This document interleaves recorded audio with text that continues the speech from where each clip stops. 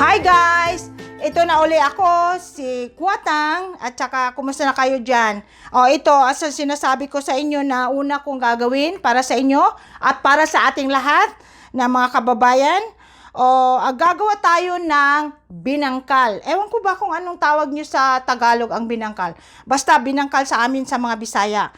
Okay, una, meron tayong sesame seeds, at saka may salt, at saka yung oil, 2 tablespoons of oil, and then 3/4 cups of sugar, and then 1 cup of evaporated milk.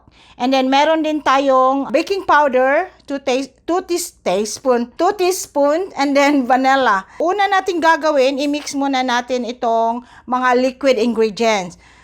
Evaporated milk, and then lalagyan natin ng 2 tablespoon oil. Then, 1 teaspoon of vanilla. Okay. And then, the 3/4 sugar. Yan. Mix lang. So, unahin natin muna itong mga liquid ingredients. Saka na natin i-mix dito sa flour. So, dito sa flour natin, ay lalagyan natin ng 2 tablespoons of baking powder.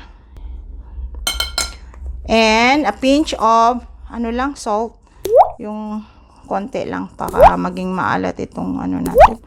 Okay, mix. And then, ihalo na itong liquid ingredients. Ayan. So, ihalo lang na, i-mix lang natin to na yung harina natin, at saka yung flour parang na mix na dun sa liquid ingredients. Tapos may oil, lalagyan ng oil yung kamay mo to shape, gagawin nating balls yung mixture para ready for cooking na. Ito na, i-form into balls, and then, yun na, tapos mo dyan sa sesame seeds. Ganyan lang kasimple. Kaya sabi ko sa inyo, subaybayan niyo ako, magluluto, sabay tayong mag-bake, at saka, yun, marami pa tayong pwedeng gawin in the next videos. So, ito, iluluto na natin. Ayan. So, bibigyan lang natin ng space para hindi masyadong crowded yung... Ayan na guys, medyo nag-brownish na. Tingnan nyo.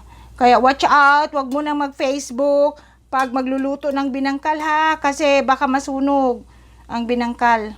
Ako, excited talaga ako sa mga gagawin natin sa susunod na videos. Kasi ang dami ko palang i-share sa inyo. Totoo yan guys. Ang dami kong i-share sa inyo.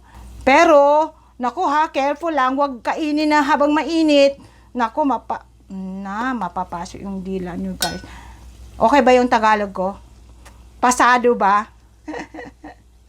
Ay, nako, buhay. Yes, success yung ginawa nating binangkal guys. Di? Anong sabi ko sa'yo? Madali lang. Medyo mainit pa, kaya wait lang na malamig.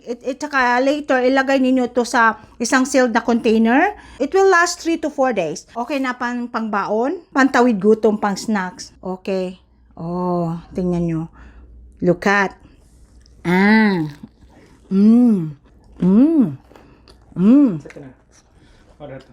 Kaya